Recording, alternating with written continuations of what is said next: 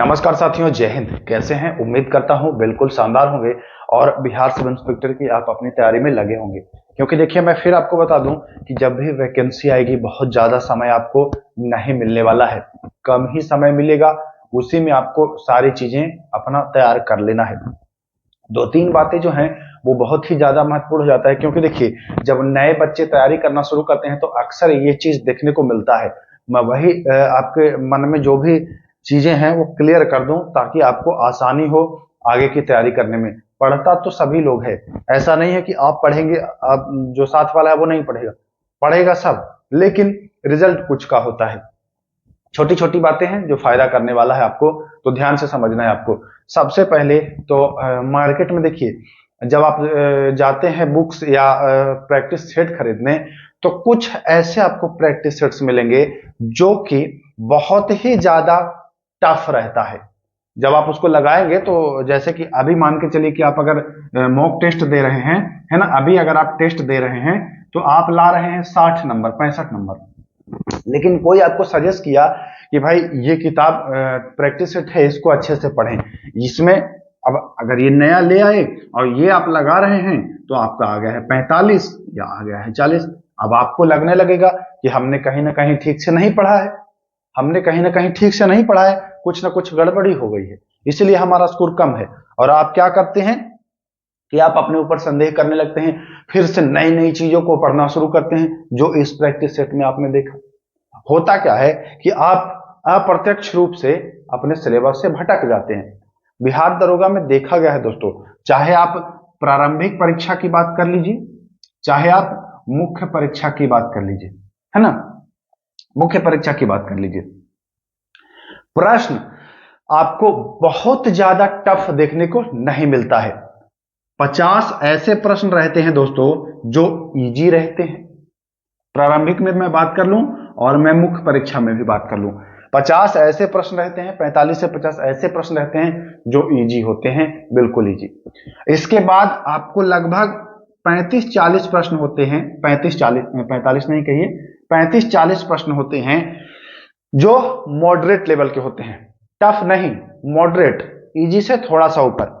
आपका लगभग 90 जो प्रश्न है, 90 प्रश्न, वह इजी से लेकर के मॉडरेट होता है।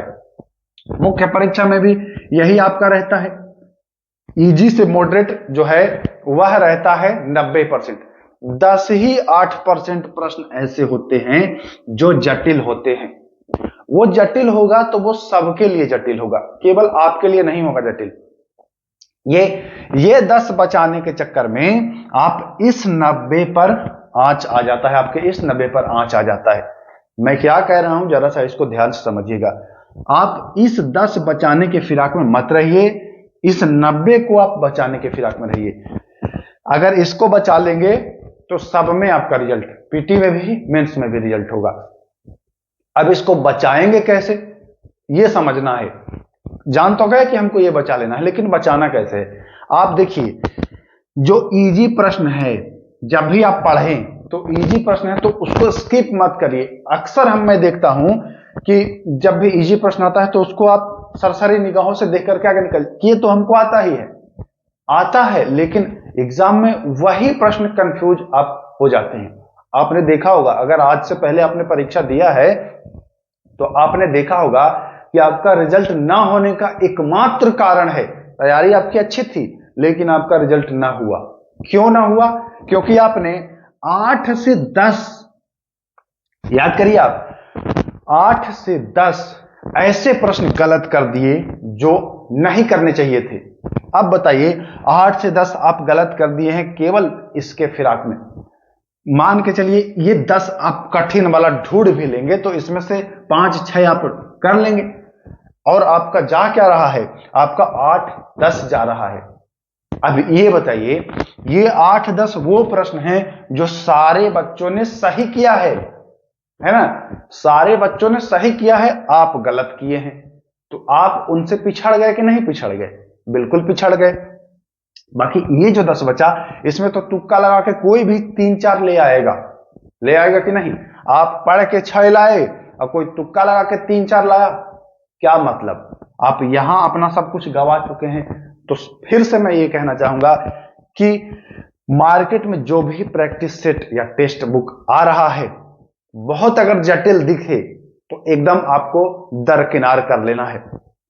प्रीवियस ईयर क्वेश्चन जाकर के आप देख लीजिए दोस्तों, आपको स्वतः समझ में आ जाएगा कि जो प्रश्न आता है वह बिल्कुल चलता फिरता ही प्रश्न आता है, बहुत ज्यादा हाई लेवल का प्रश्न नहीं आता है। दो चार प्रश्न होते हैं जो उच्च स्तरीय होते हैं, बट उसके फिराक में हमें अपना जो बेसिक है, हमारा जो मूल है, हमारा स्ट्रक्चर, उसको नहीं बिगाड़ना है। दिमाग में इस चीज को आप डाल लीजिए कि आपको बेसिक स्ट्रक्चर नहीं बिगाड़ना है। यहां तक क्लियर। अब आपको करना है क्या, सबसे प्रथम आप अपना सिलेबस कवर कर लीजिए। अभी वैकेंसी आने के पहले आप अपना सिलेबस जो है ना उसको कंप्लीट कर लीजिए, और दनादन एकदम प्रैक्टिस सेट मॉक टेस्ट जितना मैक्सिमम लगाइएगा उतना ही फायदा होगा। मैं देखा हूं दोस्तों, बहुत ऐसे बच्चे हमारे दोस्त हैं, हमारे मित्र हैं, जो भी उनको मैं देखा हूं कि वो पढ़ने में कमजोर थे, बट उन्होंने प्रैक्टिस सेट मॉक टेस्ट इतना लगाया और आज सिलेक्ट हुए हैं। मॉक टेस्ट का बहुत ही बड़ा रोल होता है आपको सिलेक्शन दिलाने में। अगर कोई आपको भटकाता है कि मॉक टेस्ट मत लगाओ, तो वो आपको गुमराह कर रहा है, आपको आपके मार्ग से विचलित कर रहा है। इस बात को आप नोट कर लीजिए। आप अभी से सिलेबस की ओर दौड़ पड़िए, टूट पड़िए, क्योंकि अगर आप वैकेंसी आने का इंतजार कर रहे हैं कि वैकेंसी आएगी तब हम अपना सब कुछ करेंगे, तो बहुत ही पीछे रह जाएंगे, बहुत ही पीछे। बच्चे इतनी मेहनत से पढ़ रहे हैं, इतनी तेजी से सब आगे निकल रहे हैं। कुछ बच्चों ने अपना आधा सिलेबस लगभग कंप्लीट कर लिया है। आप लोग भी अपना सिलेबस कंप्लीट कर लीजिए। सिलेबस मैं आपको बता ही चुका हूं कि क्या क्या पूछा जाता है। सिलेबस आप कंप्लीट कर लिए, और हाँ, मैं आपको सारे सब्जेक्ट का अलग अलग वीडियो भी प्रोवाइड करा दिया हूं कि कहां कहां से प्रश्न पूछा जाता है और कौन कौन ऐसे टॉपिक हैं जो बार बार पूछे जाते हैं। अब तो बहुत सारे चैनल वाले भी इसको फॉलो कर रहे हैं। मैं देख रहा था एक वीडियो, तो उन्होंने भी इस बात को बता रखा है क्या, मतलब अभी बताया है कि बार बार पूछे जाने वाले प्रश्न अवश्य पढ़िए। तो मैं पहले ही, देखिए, मैं सब कुछ डिजाइन करके आप लोग को उपलब्ध करा दिया हूं। अगर आप लोग उस पर कार्य करेंगे तो एकदम सरसरा के आगे निकल जाएंगे। अगर आप लोग जुड़े हैं मेरे साथ ना, तो निश्चित ही फायदा होगा। जो मैं सारा वीडियो में उपलब्ध कराया, लगभग 8-10 वीडियो है, उसमें मैं आपको छांट दिया हूं दोस्तों 2008 से 2023 तक पीटी एग्जाम के लिए।